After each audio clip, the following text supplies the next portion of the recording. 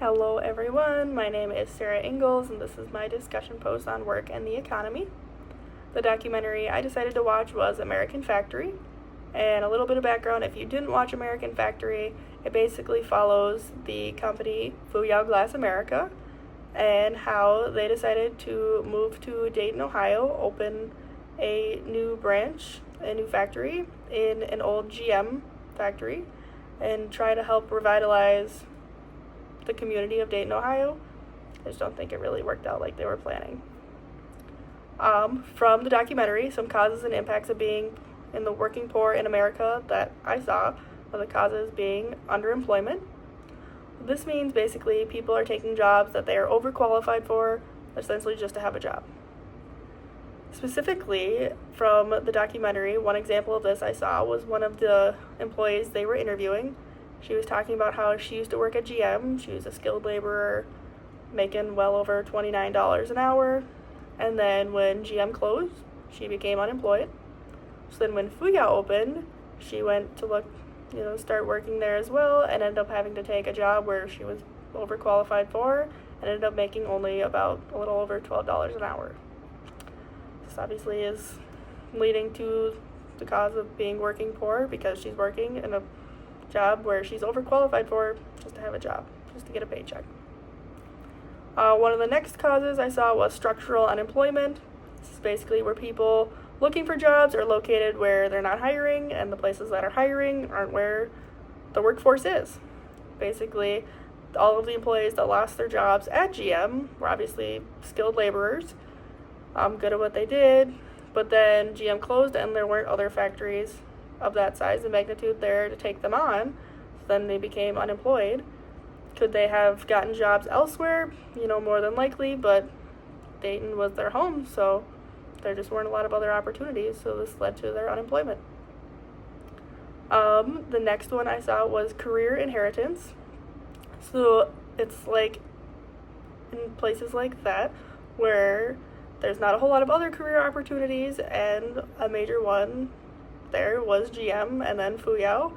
Lots of people just kind of follow in their parents' footsteps if there's not a lot of other job opportunities. So even, for example, with Fuyao, if the working conditions are poor, if they have poor benefits, poor pay, a lot of times there's not a lot of other options, so the children will continue to go on just like their parents did, which leads to the cycle of being working poor. One of the final characteristics I saw was automation. So in the workplace and in the factory, this means making assembly lines more machine, less human. Specifically at the end of the documentary, one of the Chinese supervisors was talking about how they're working on canceling employees, and in a couple years they'll have many of them replaced with mechanical arms that are just quicker than the humans could be. So obviously decreasing the amount of job opportunities, leading to continuing the working poor. Changes in social status, class, and stratification.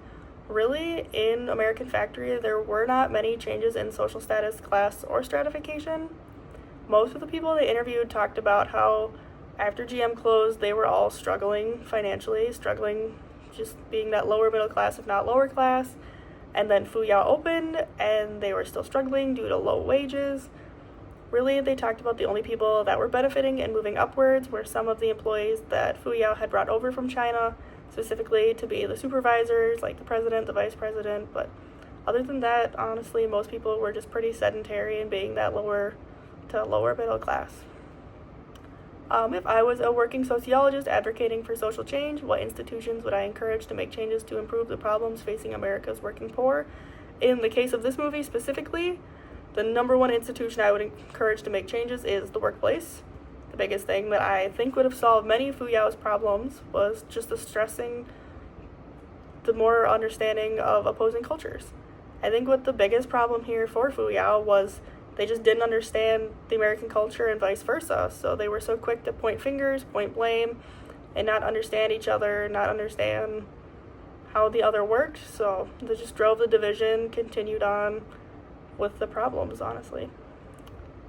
And other things I found impactful and what surprised me the most is one of the first things that they had talked about, how some of the Fuyao employees were chosen to come to the U.S. for 2 years away from their family with no additional pay or benefits, It really just proves that their commitment to work is more important than their commitment to family values. And I just think that's really interesting. And the fact that the Chinese Workers Union was allowed and honestly even promoted, but in America, when the chairman heard talk of a union, he threatened to close the factory.